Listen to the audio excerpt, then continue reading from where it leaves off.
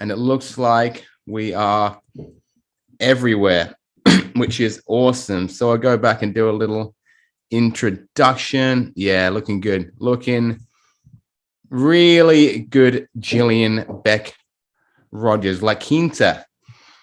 Yes. La Quinta, not La Quinta. Yes, it sounds different. Spanish, yeah? Yeah, I don't know what it means, but yeah.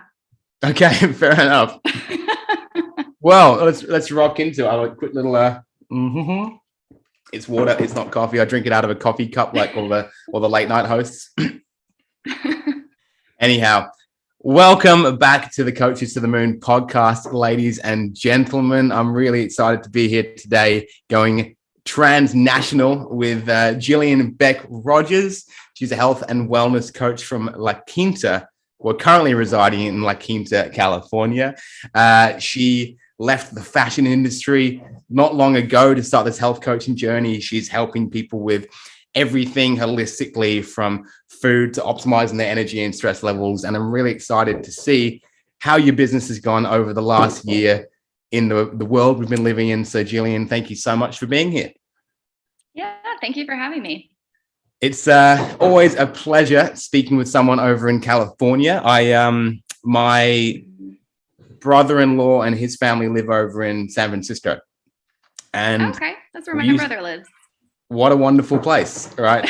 We used to go there once a year and then the last time we saw them was in September 2019 when my wife and I had no children.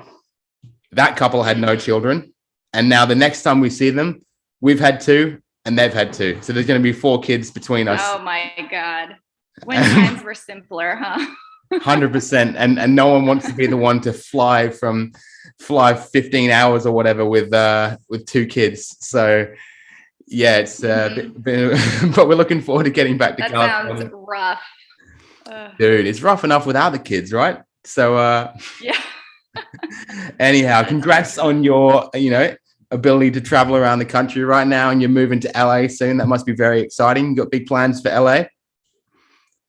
Yeah, we just found out yesterday, actually. So we're excited to be able to really put down roots somewhere and start the next chapter. And yeah, I'm really excited. Been dreaming about moving to California and doing this for years now. So it's really happening. That's awesome. Well, you're living kind of what that kind of movie star life that people think of in America, because you've just come from New York and now you're going to LA. Arguably the 2 most famous cities that everyone thinks of when we think of America.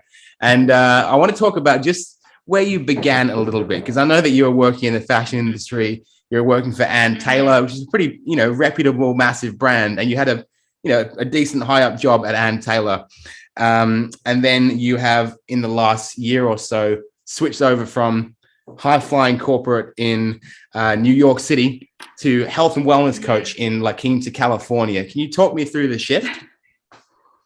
Yeah, it sounds pretty dramatic, I guess, when you say it that way. But yeah, I worked in fashion for about 8 years at the same company, actually. It was the first place I started right out of college. I always wanted to be in fashion since I was like 9. That's when I made my mind up. So I never really considered anything else. So yeah, I went to design school, got my fashion design degree, and started working at the company. And I mean, I really enjoyed it for several years, and I had the most amazing coworkers. I always say, like, I still talk to my bosses. They're wonderful people. I really probably had like some of the best experiences, in fashion in terms of the people I worked with that you could possibly have. But it just like didn't resonate with me after a while. It didn't feel like it fit me anymore. I feel like I had changed and it just wasn't fulfilling to me. And I knew I needed to make a change, but it took me years before I figured out what that was going to be and how I was going to do it. So here we are. Okay. Yeah. It's interesting, isn't it? We're in a very similar boat, you and I, because I was a chef for 12, 13 years, working in hospitality in different aspects. So I was a waiter, sommelier, chef, manager, barista, everything. That's exhausting.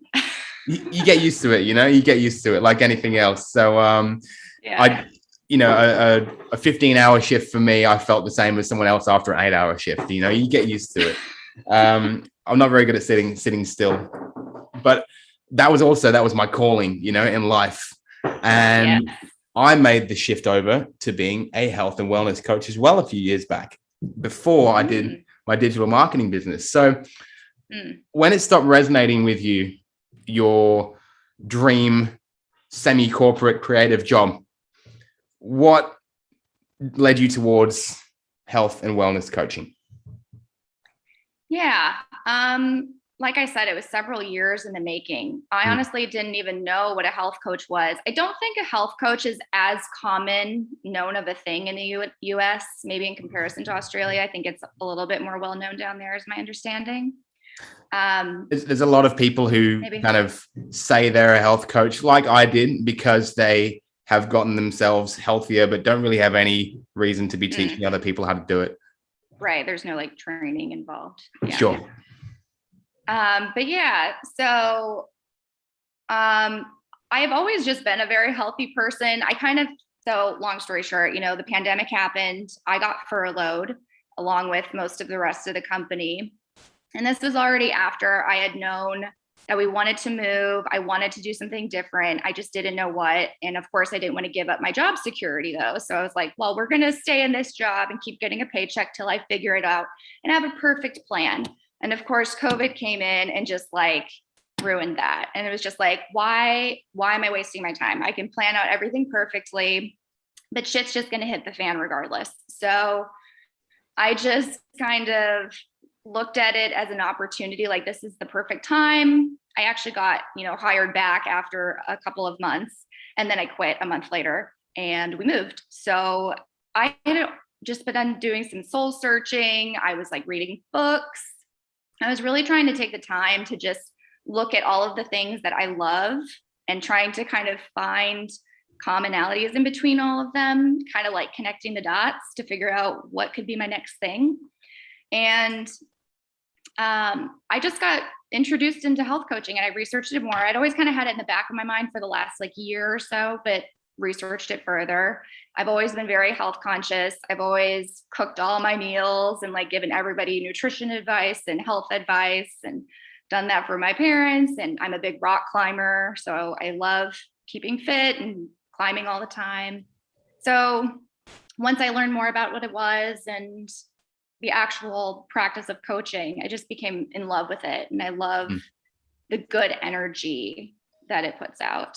So yeah, I think a lot of people love the energy that comes out of coaching, and the health space is a great place to do it. You can kind of make your lifestyle and career all about positivity and just doing what you like, and that's the beauty of coaching. Yeah, it's a lovely thing. I'm curious, coming from the corporate world, which a lot of coaches do start off like yourself after a previous career. Was there anything that you learned from that more corporate career that you've then been able to utilize in your own business? Yeah, I mean, I feel like just my experience at the company and the struggle that I had in I just remember when I started to realize like, I can't do this forever. This just does not feel in alignment with me. It feels like I am meant to be doing something else. I just don't know what that is. And I struggled with that for so many years.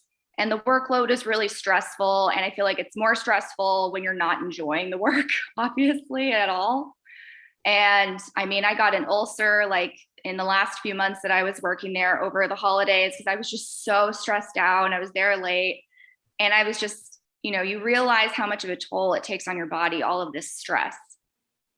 And you always hear, not to stress out. And that's not good for you. But when, I've really researched it more and all the things that it really does to your body and really deteriorates your health, I feel like, it's good to be aware of that and it's important to fix that.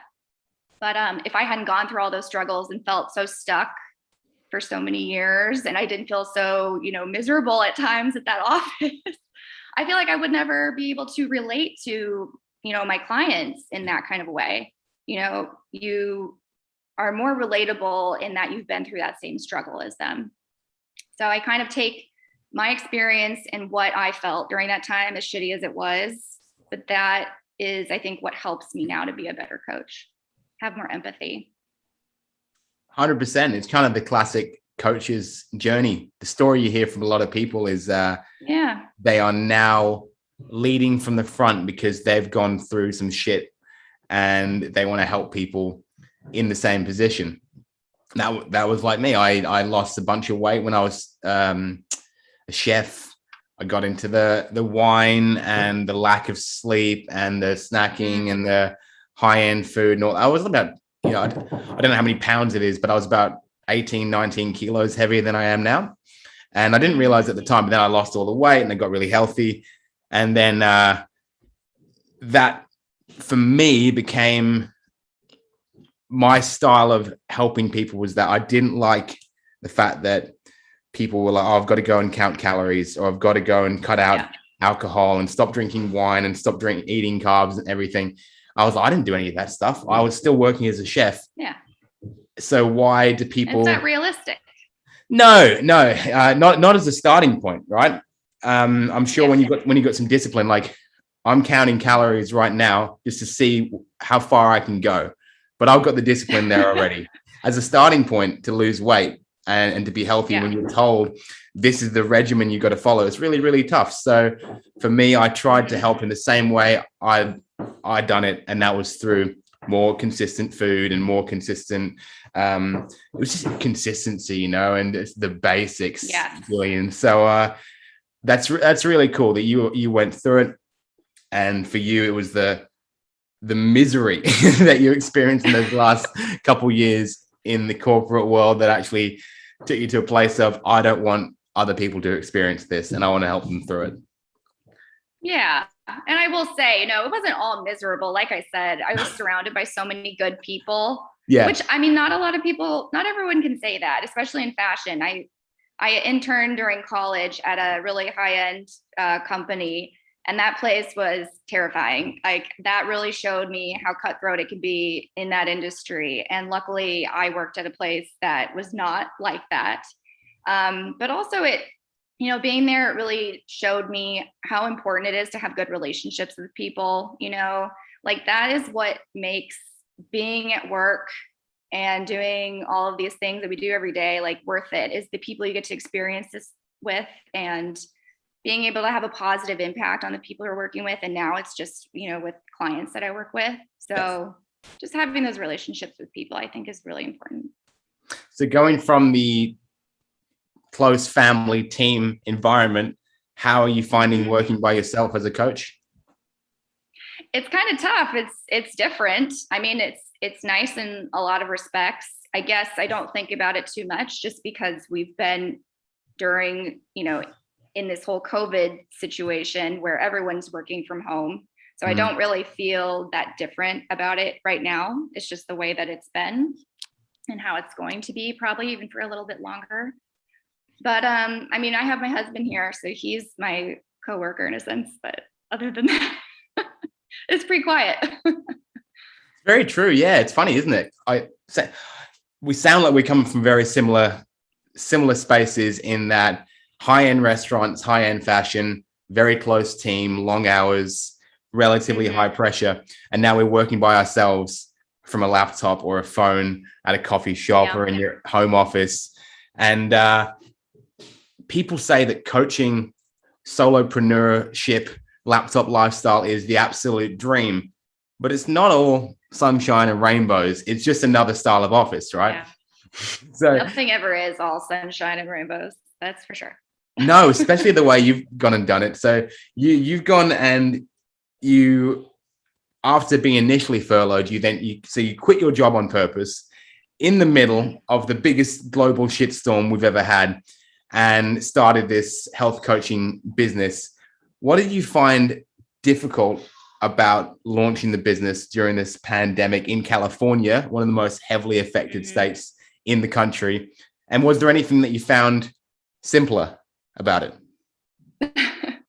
Well, I mean, it helps that it's all online, right? I mean, we've seen how being online for your job is very important because we don't know when something like this could ever happen again. So that's definitely a big factor. But yeah, I mean, it's been a challenge in just, you know, making the shift, I guess. I think just being more secluded from people, it's a little bit harder to network. It's a little bit harder to market yourself in a more traditional way. You tend to kind of rely on like social media, which is very difficult to navigate in and of itself. So that's probably some of the challenges that I've seen, is that I don't feel like, I have access to all the normal ways I would maybe try to market my business, especially when I'm just learning, and, you have to kind of figure out what's working and what's not, and, how to do things as you go. You just figure it out. So being in a secluded situation makes it more challenging for sure. Very interesting. I'd love to talk to you about that, because one of the reasons I have you on today is because you seem like an awesome person. And I generally talk to people who have been in the business quite a long time. So I was really interested what it's like at the kind of the sharp end of the business these days.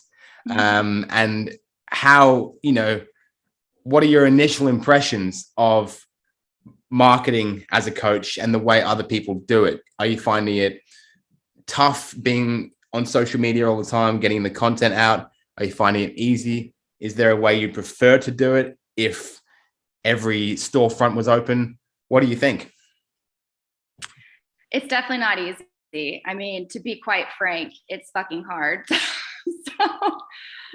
so yeah, I think social media, I'm no stranger to social media, but when it comes to marketing on social media, that is an entirely different animal.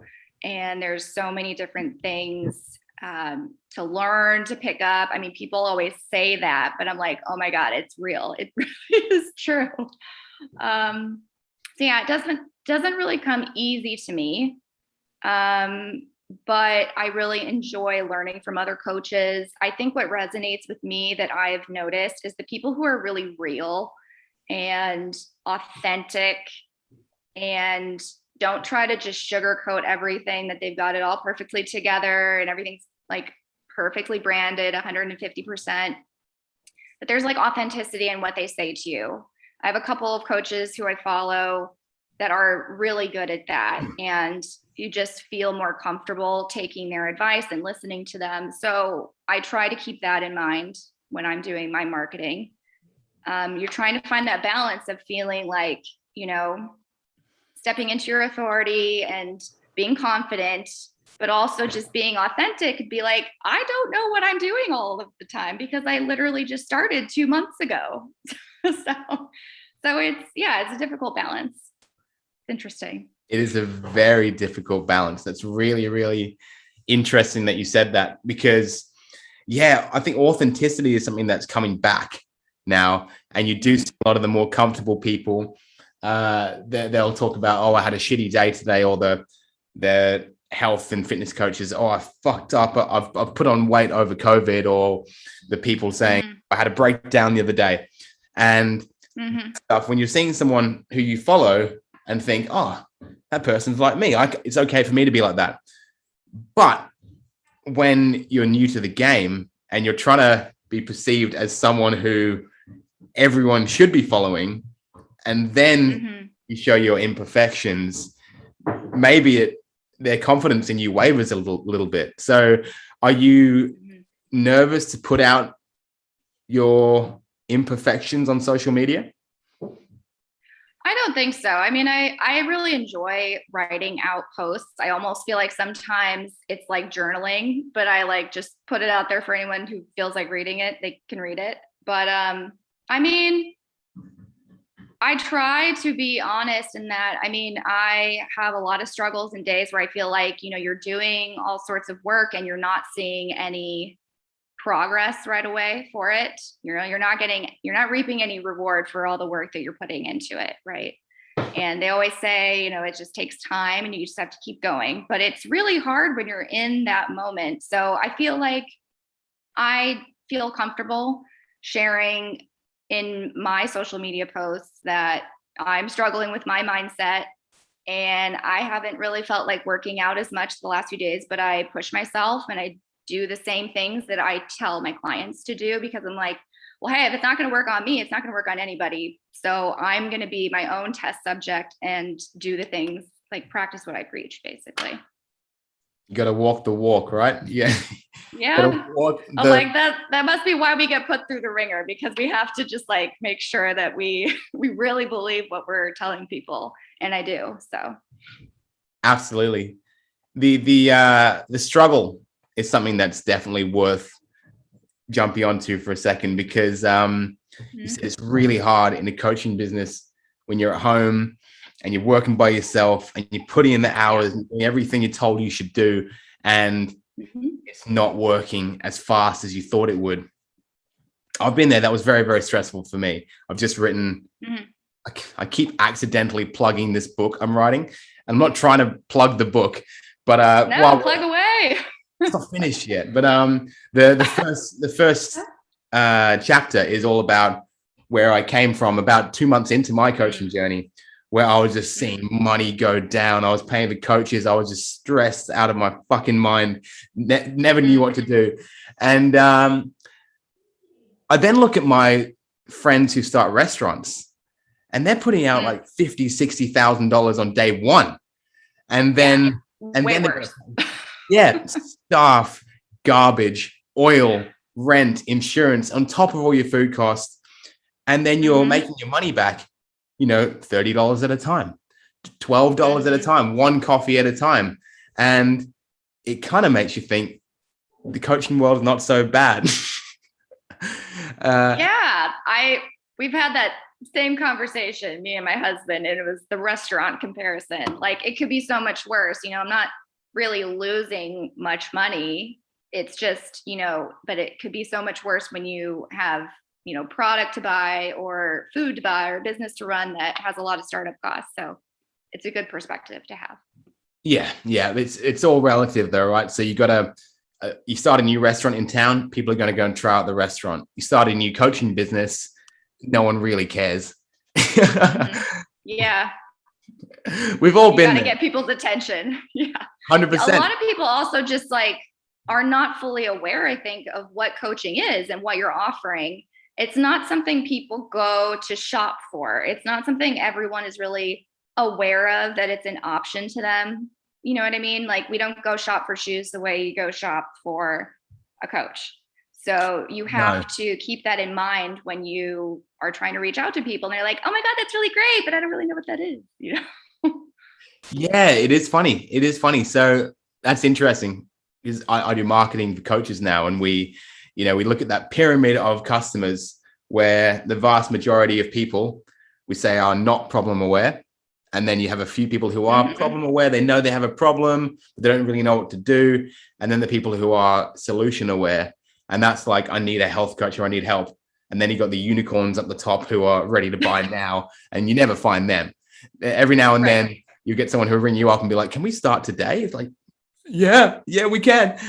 But it never happens. It happens like once a year. And then, so in health coaching, everyone needs to be healthy. So Jillian, how are you making people aware of the solution? Because most people know they have a problem if they have one. How are you making people aware of the solution in your marketing? I just try to stress the fact that we are working on lowering your stress, lowering anxiety by doing a tried and true program. I've taken several people through this program before, and so I know that it works. It's like a combination of health and life coaching, because they are not mutually exclusive at all, even if you want to hope that they are. But yeah, it's also just focusing on communicating to people what it is they want. So you want to feel like your most energetic self. You want to feel confident. You want to feel fulfilled. Those are especially the things that I struggled with when I was trying to make my career transition. So that's what I try to appeal to in my marketing, that women want to feel a certain way. That way it kind of lights up their brain when they say like, oh, I want to be that way. I want to feel less stressed. Yes. Boom. You talk about what they want, not what they need. Mm-hmm. Right? You know what they need. Right. And they nobody need. wants to be told they have to like, be super healthy and eat a certain diet plan or whatever. It's just like, no, you just want to know that you feel confident and relaxed and energetic and have the energy to do all the fun things that you want to do. Yeah, like in the fashion industry, the way it's always been is they show fashion on the most beautiful people because we want to feel really beautiful when we buy these clothes, right? Yes, but it's not realistic. We don't care so much about the process, but we sell what they want, right? So, yeah, that's really, really cool. I've been going through all your socials and everything. You've got a really great, beautifully branded website. You've got all over your Facebook and Instagram. You are living that kind of life that people want, though. It does seem like people want to be like you because, like you said, happy, energized, traveling a lot, although not so much at the moment.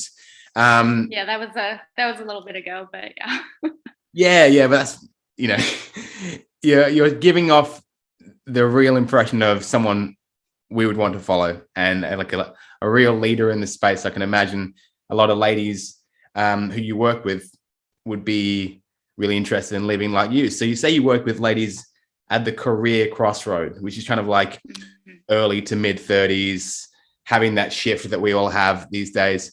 Why do you think that the sort of early 30s is such a good niche for coaches to work with? Well, I just feel like for me, and I think for a lot of people, you kind of do a self check-in when you hit 30, right? I mean, it's not a midlife crisis or anything, but when you hit your 30s, you want to know like, geez, am I on the right track? Because I see all my other friends moving forward in that same single career, which I feel like we are told we should be doing. And so when you feel like you need to veer off the path and start over, it feels kind of wrong. But I think that's just how we've been conditioned. So, I mean, I did, a check-in with myself around 30 and I was just like, okay, well, I got to do this now or else like, when am I going to do it? And I feel like a lot of other women can relate to that. And, there's certain times in your life where you do check in on that. But I know in your 30s, you're really starting to develop your career. You need to start making some decisions. And, that can be a really stressful time. You're not in your 20s anymore. Things aren't just like super fun, going out partying all the time. Like you're becoming an adult. A lot of women are starting to have kids, and it's time to make some decisions. And that can be very stressful. So I think that it's, and a niche that a lot of people can relate to and fit into. For sure. And for clients, they're perfect clients around that age for what you do, guiding them through this. It's a stressful time. I just turned 30. I just had kids. And now I'm thinking, oh shit, am I putting enough money into their bank account, for the future? Or like, is cash going to exist in 10 years time? Or should I just put it all into freaking NFT? All those adulting questions. 100%. But what about for people to actually go out and start their own business as well? What would you say to anyone listening who's in their corporate job and they know they need to kick it and go and do their own thing, but they are scared to leave that security? I think, you need to just honor the fact that you are feeling scared and that that's totally okay. And that is a perfectly normal thing.